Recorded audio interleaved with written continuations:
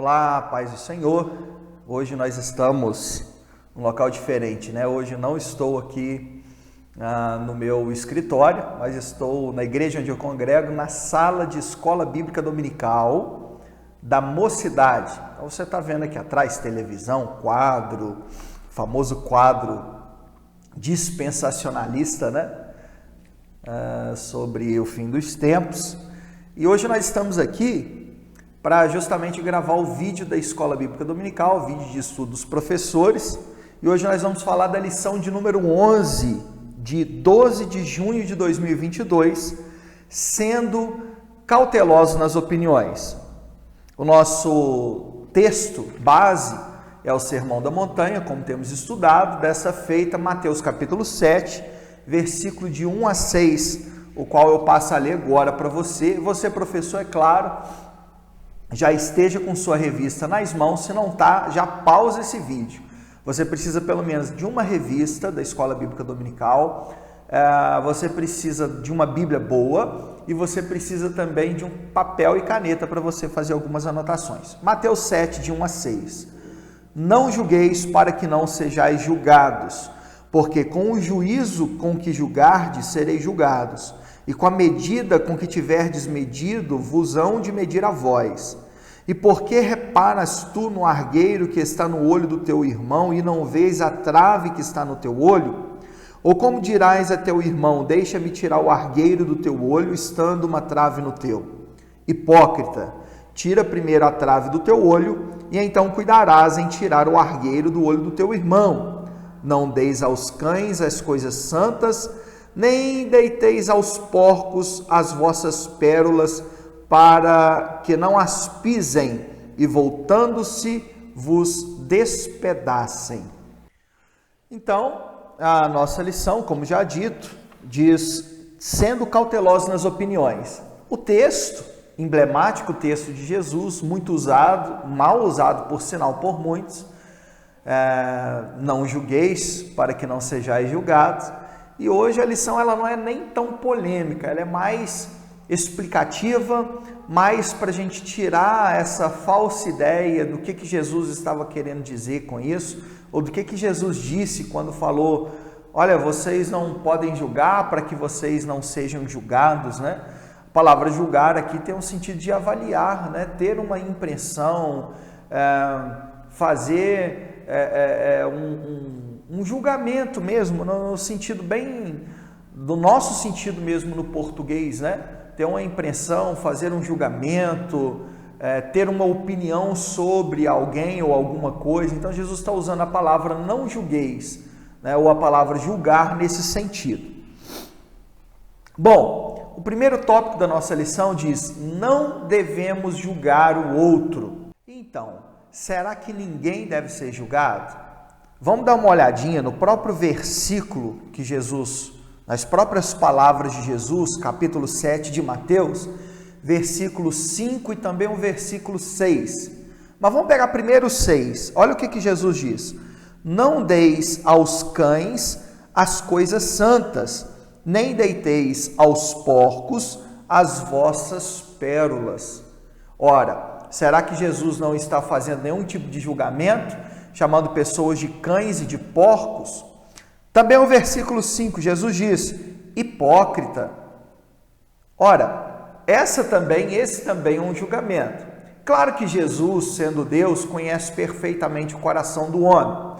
Mas, então, para a gente não ficar somente com Jesus, vamos pegar alguns textos bíblicos. Pega a sua Bíblia aí e abra sua Bíblia comigo, na primeira carta de Paulo aos Coríntios. Vamos achar aqui, estou com a minha Bíblia aqui no celular, 1 aos Coríntios capítulo 15, ou melhor, capítulo 15 não, 1 aos Coríntios capítulo 5, versículo 12, diz assim, pois que direito haveria eu de julgar os de fora? Mas será que vocês não devem julgar os de dentro? Olha o que Paulo está falando.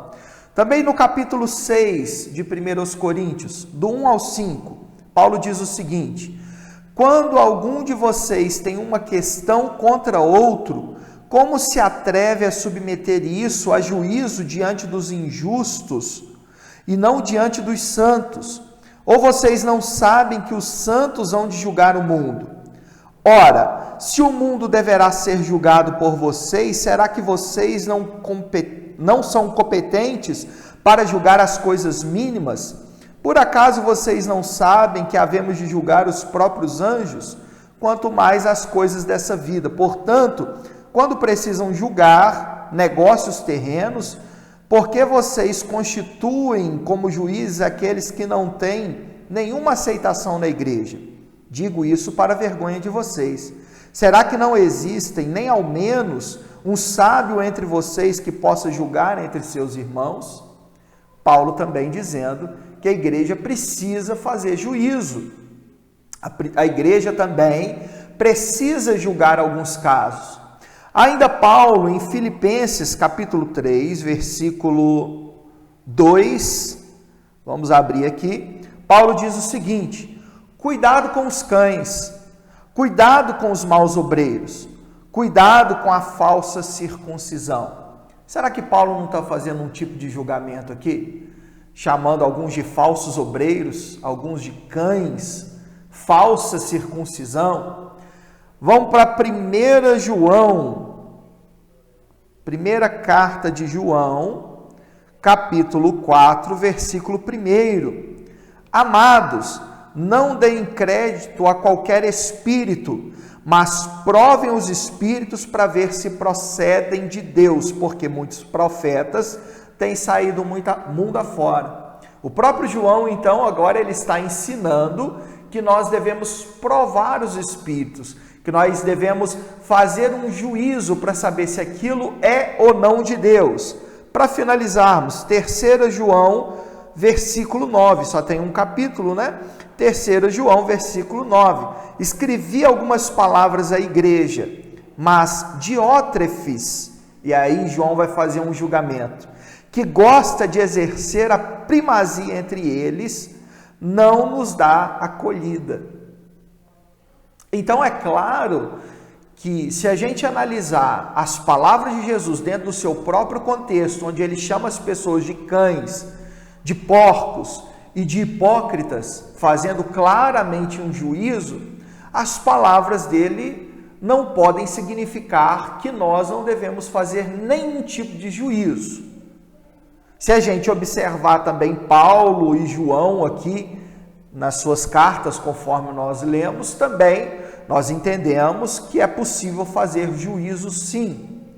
Então, afinal de contas, o que é que Jesus quis dizer? Para isso eu te convido para mais um texto bíblico. Vamos abrir a Bíblia no Evangelho de João, capítulo 7, versículo 24. João 7, 24. Se não der tempo de abrir a Bíblia, vai anotando as referências. Vamos ver o que Jesus tem em mente, né? Aqui em João, Jesus é muito claro quando ele diz o seguinte, João 7, 24.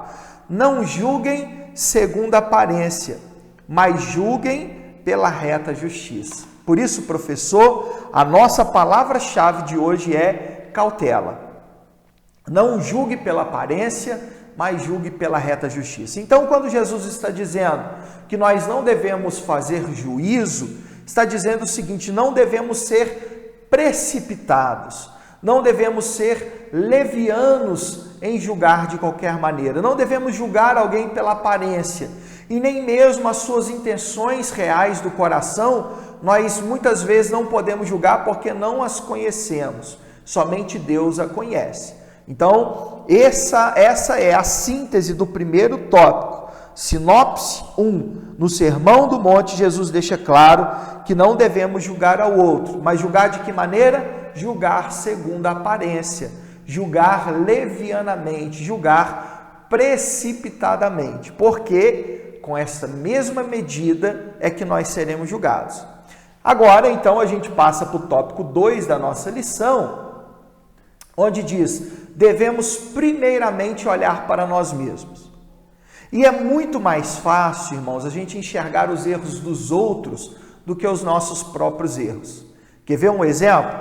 Vamos abrir a Bíblia Em 2 Samuel, segundo livro de Samuel, capítulo 12, hoje a nossa aula é rapidinho, nós estamos fazendo uma síntese, tá? 2 Samuel 12, de 1 a 7, diz o seguinte: o Senhor enviou Natã a Davi. Natã foi falar com Davi e lhe disse: havia numa cidade 2 homens, um rico e outro pobre. O rico tinha ovelhas e gado em grande número, mas o pobre não tinha coisa nenhuma, a não ser uma cordeirinha que havia comprado. Ele a criou e ela cresceu em sua casa junto com seus filhos. Comia da sua comida e bebia do seu copo. Dormia nos seus braços e ele a tinha como filha. Certo dia chegou um viajante à casa do homem rico e este não quis pegar uma das ovelhas ou um dos seus bois para dar de comer ao visitante que havia chegado. Em vez disso, pegou a cordeirinha do homem pobre e a preparou para o homem que havia chegado. Então o furor de Davi se acendeu contra aquele homem e disse a Natã: tão certo como vive o Senhor, o homem que fez isso deve ser morto. E pela cordeirinha restituirá 4 vezes, porque fez uma coisa dessas e porque não se compadeceu. Versículo 7, só a parte A. Então Natã disse a Davi: esse homem é você. Por quê? Porque Davi tinha pegado a esposa de Urias, né, tinha adulterado com ela, com Batseba, e ainda criou situações para que Urias fosse morto. E aí nós percebemos nessa história que é muito mais fácil a gente observar o erro das outras pessoas que os nossos próprios erros. Daí compare com o texto base da nossa leitura, Mateus 7, de 3 a 5, Jesus diz o seguinte: porque reparas no argueiro que está no olho de teu irmão? Argueiro era uma espécie de viga, argueiro é um pozinho da serralheria. E Jesus diz então por que repara tu no argueiro que está no olho do teu irmão e não vês a trave que está no teu olho? A trave, sim, é uma viga usada pelos carpinteiros para construção do teto de uma casa. Carpinteiro, a palavra carpinteiro na Bíblia não é somente pessoas que fazem móveis, não. Na verdade, está muito mais próximo de um construtor, né? E os carpinteiros, eles faziam também cobertura ali para tetos, e essa trave, essa viga usada na construção de tetos é chamada de trave. Claro que Jesus está usando uma figura de linguagem chamada hipérbole. Ninguém podia ter uma trave de fato no olho. O que Jesus está falando aqui é o seguinte: por que você repara no cisco que está no olho do teu irmão e não vê a grande mancha, o grande trave que está no seu olho? Ou como dirás a teu irmão: deixa-me tirar o argueiro no teu olho, estando uma trave no teu? Hipócrita, tira primeiro a trave do teu olho, então cuidarás em tirar o argueiro do olho do teu irmão. Claro que tudo isso daqui, Jesus está usando uma figura de linguagem para nos chamar a atenção de como que a gente repara nos mínimos detalhes na vida dos outros e esquece de analisar os próprios erros. Agora, cabe um alerta aqui. Mateus 7, ele jamais pode ser usado como desculpa para falta de disciplina na igreja. Alguém diz: não posso julgar, não julgueis para que não sejais julgados. E é uma questão totalmente fora de contexto. A gente já viu que o juízo de valor, ele precisa ser feito com cautela, mas agora a gente aprende também que deve ser feito com misericórdia e com amor, porque eu sei também que o meu telhado é de vidro e eu preciso de saber disso para não atirar pedra no telhado dos outros, tá certo? O que fazer para não julgarmos precipitadamente os outros? Muito simples. Em primeiro lugar, o próprio comentarista diz: tenha consciência da sua imperfeição. Ninguém é perfeito, né? Se você tiver consciência dos seus erros e das suas fraquezas e dos seus pecados, provavelmente você vai ter misericórdia quando fizer juízo de alguém. relacione com as pessoas da mesma forma que Jesus se relaciona com você. A Bíblia diz que Deus amou o mundo de tal maneira que deu seu Filho unigênito.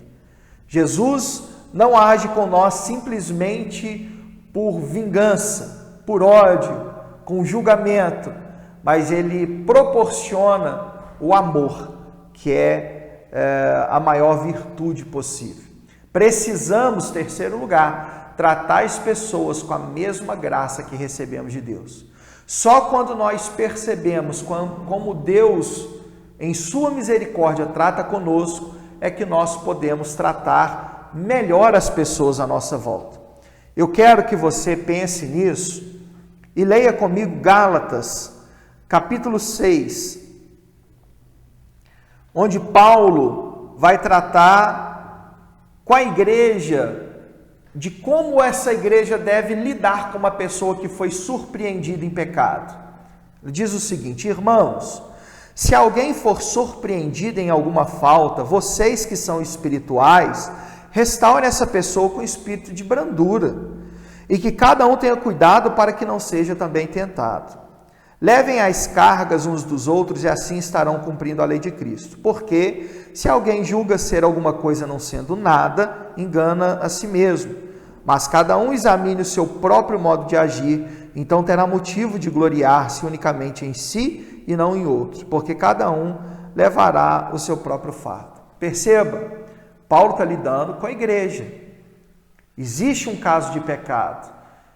E Paulo dispensa os 5 versículos para tratar não do pecador, mas daqueles que não pecaram. Porque às vezes uma pessoa legalista, ela causa mais prejuízo do que a pessoa que peca. A pessoa que peca precisa de disciplina, mas precisa ser tratado com amor. Então não dá para apontar os dedos e dizer: ah, você está em pecado, ah, fulano fez isso, fulano é daquele jeito, e esquecer que todos nós temos em alguma medida os nossos pecados. Gosto muito, e esse pensamento não é meu, é de um professor de filosofia da USP, quando ele compara o amor em Platão, em Aristóteles, e em Jesus. Em Platão, e por isso existe a ideia de amor platônico, o amor é o amor eros, é o amor daquilo que você não tem. Você ama, para Platão, você ama tudo aquilo que você não tem. Ah, eu queria um carro, eu queria uma casa assim. É o amor de desejo, é o amor eros, que é até um amor de paixão de um homem por uma mulher ou vice-versa, um amor de desejo sexual, daquilo que você ainda não tem, não consumou. É o amor que é visto na saudade, por exemplo. Você está longe da pessoa amada e ama porque você está longe. Quando casa e permanece junto, aquele amor esfria. Então, para Platão, o amor é eros, é o amor platônico, o amor daquilo que você não tem. Para Aristóteles, o amor também é filia, é o amor, é a alegria daquilo que você tem. É se satisfazer com aquilo que você tem. Para Aristóteles, esse é o caminho, estar satisfeito com o que você tem. Agora, Jesus vem ensinar um amor diferente, é o ágape.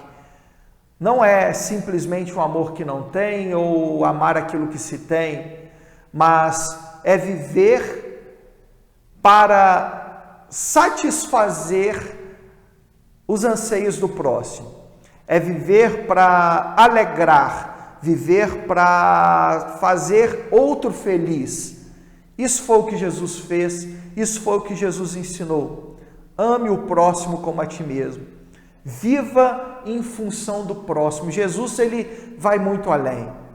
Ele diz, por exemplo, se o homem está casado com uma mulher, o dever dele não é ser feliz, é fazê-la feliz. O contrário também, da mesma maneira. O seu dever como cristão não é procurar simplesmente a felicidade, mas procurar fazer alguém feliz. E só assim, servindo alguém, você é capaz de ser feliz também.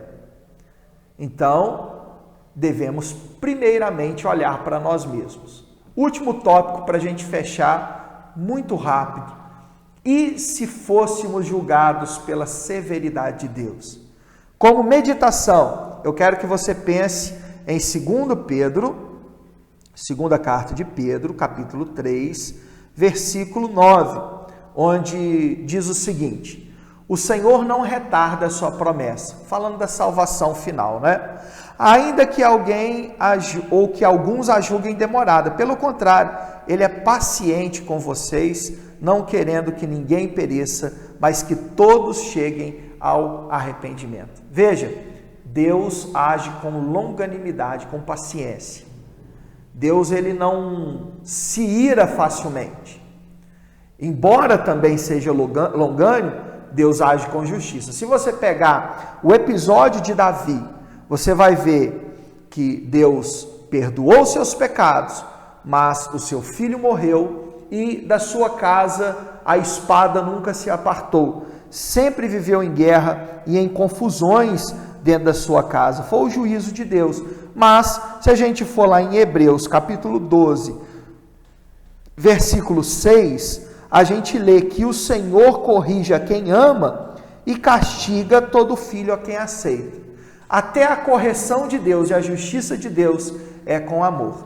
Então, quando nós tivermos de julgar alguém, que julguemos com amor. Sejamos pacientes e não precipitados em julgar. Olhemos para dentro de nós mesmos, vamos ver os nossos defeitos e a partir de então, se tivermos de fazer algum juízo, que seja um juízo de amor e não um juízo simplesmente para imprimir o castigo a alguém.